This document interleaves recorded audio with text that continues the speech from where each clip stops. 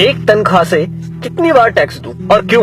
जवाब है, मैंने 30 दिन काम किया, तनख्वाह ली, टैक्स दिया, मोबाइल फोन खरीदा, टैक्स दिया, रिचार्ज किया, टैक्स दिया, डेटा लिया, तब टैक्स दिया, बिजली ली, फिर टैक्स दिया, घर लिया, टैक्स दिया, टीवी फ्रिज आदि लिए, टैक्स दिया, कार ली, टैक्स दिया, पेट्रोल लिया, फिर टैक्स दिया, सर्विस करवाई, टैक्स दिया, रोड पर चला, फिर भी टैक्स दिया, टोल पर फिर टैक्स दिया, लाइसेंस बनवाया, टैक्स दिया, गलती की तो टैक्स दिया, रेस्टोरेंट में खाना खाया तो टैक्स दिया, पार्किंग का टैक्स दिया, पानी लिया उस पर टैक्स दिया, राशन खरीदा उस पर भी टैक्स दिया, कपड़े जूते किताबें ली उस पर भी टैक्स दिया, टॉयलेट गया उस पर भी टैक्स दिया, दवाई ली तो भी टैक्स दिया, गैस ली टैक्स दिया, सैकड़ों और चीजें ली और टैक्स दिया, कहीं फीस दी, कहीं बिल, कहीं ब्याज दिया, कहीं जुर्माने के नाम पर तो कहीं रिश्वत के नाम पर पैसे देने ही पड़े।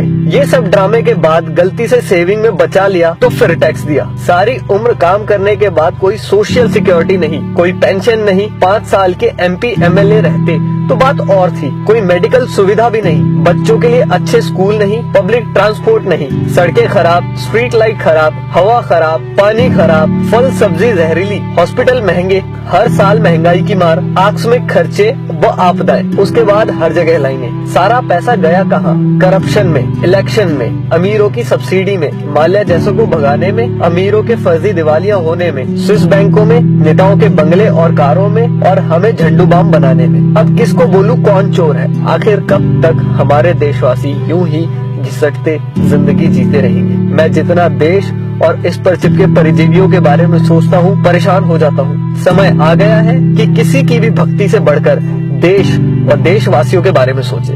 प्लीज इस वीडियो को शेयर करके देश के हर नागरिक तक पहुंचाएं। धन्यवाद।